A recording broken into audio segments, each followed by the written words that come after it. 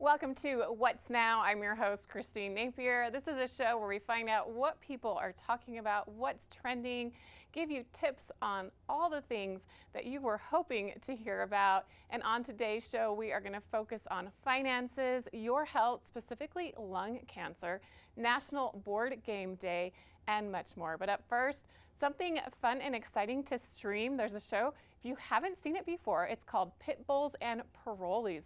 Really fascinating show. I spoke with Tia Torres all about her rescuing of pit bulls, the show, and much more. The Torres family rescues pit bulls, and their fan fave TV series, Pit Bulls and Parolees, is heading to Discovery and Discovery Plus for an all-new season. Tia Torres is joining us today. Tia, thanks for being here. No, thank you for having me. So, how long have you been rescuing pit bulls, and what started all of this? We have been in this lifestyle, because it is a lifestyle. That's what we call it. This is absolutely a way of life. And I've been doing it for almost 30 years. It may be 30 years. And you know, I grew up around animals, you know, so it was a part of my childhood. And as far as rescuing these types of dogs, it actually started before the pit bulls. I was a rescue facility in Southern California for wolves and the wolf dog mix. Back in the 80s and 90s, they were called wolf hybrids because they were super popular. Everybody was breeding them after the movie White Fang came out. So already I was in the world of controversy with being around those type of dogs.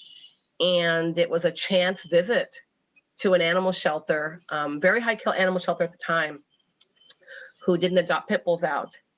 And I happened to walk in right as the sheriff's department was bringing in a pit bull. She was the lone survivor in a mass murder scene, like murder / meth lab drug deal gone bad. That's kind of what it was. It was a bunch of drug dealers got pissed off at each other. They all killed each other, and she was what was left. And it was just the way she was acting, you know, when I first saw her. That really warmed my heart. And I petitioned the shelter for her, you know, knowing that they didn't adopt pit bulls out, but they knew my background with the wolves and the wolf dogs. So they figured, oh, well, you know, you can handle her. Again, back then, it was a big to-do when you had a pit bull. It was like, oh, they needed, you know, this special handling, and they were these vicious dogs. And so Tatanka was what I ended up naming her, and she was the start of it. And then it just grew from there. Would you say that still today pit bulls are very misunderstood and there's a stigma around that breed? Yes, but not as bad. You know, I've been through the evolution of it now. You know, I've been through it from the 80s to the 90s and all the way up. And so I was back doing it when it was really bad, when no animal shelters adopted them out. And, you know, I try to look for the silver lining in every storm. And when I saw things start to change for these dogs, it was after the Michael Vick case. The Michael Vick case and what those dogs went through. And after they were rescued, sorry, there's a boat going by, so hold on. It's a little noisy. Well, exactly. You're actually at the Villalobos Rescue Center right now. How many pit bulls do you have right now? Oh, I don't know. I don't know. We always have a few hundred dogs. Every day changes. Every day changes. You know, we have 2 locations here in Louisiana. So we have the one in New Orleans and then the one out here in Assumption Parish.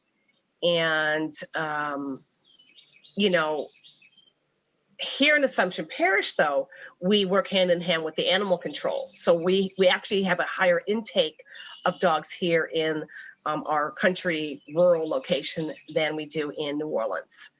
So we see quite many more dogs out here than we do in the city. So it changes every day. Do you get pit bulls from all over the country or mainly just Louisiana and in your local area? We used to rescue dogs from all over the country. And as soon as we moved to Louisiana in 2011, we it was like getting hit with a tsunami of dogs. And we just said, we can't. We can no longer travel to other states to rescue dogs. We have to just concentrate on what's here. Because in California, we didn't have as much of a stray dog problem. I didn't have people dropping dogs off at our gate. Here in Louisiana, everything you hear about, the dog situation in the South is correct. There's just not enough resources. The economy is tougher here, and it's just harder for the animals in general. It's harder for the people in general. So yeah, it was quite shocking. I'd heard about it, but when you're in it, it's like, wow. So we only, every now and then we'll go to another state, not often, but we concentrate here in Louisiana. And the show, it follows your everyday lives. You also help employ people who society has left behind as well.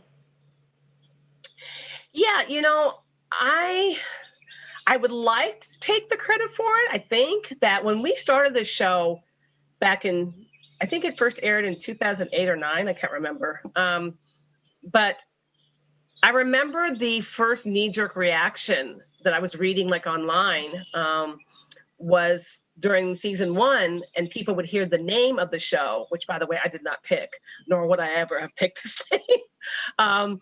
People thought it was going to be about, these guys fighting at work and these dogs raging on the end of chains. It sounded like some, just like this really raunchy TV series full of drama. And here it is all these years later, and we get told so many times that we've become almost like a children's show. And I'm like, wait, what? How did that happen? Because it's not about what people thought. And we humanized these parolees. And then now you see people like Kim Kardashian stepping in to want to help people that are incarcerated. And I'm like, wait a minute, we've been doing this for a long time. So, we like to think that we change the image of both the dogs and the humans, because we've been through it. We've been through it, and we walk the walk and we talk the talk. So we just want the rest. We want the rest of the world to see what we see in these dogs and these people. Well, it's an inspiring show. I really enjoy it. Pitbulls and Parolees begins streaming on Discovery Plus and premieres on the Discovery Channel at 8 p.m. Eastern Time on April 3rd.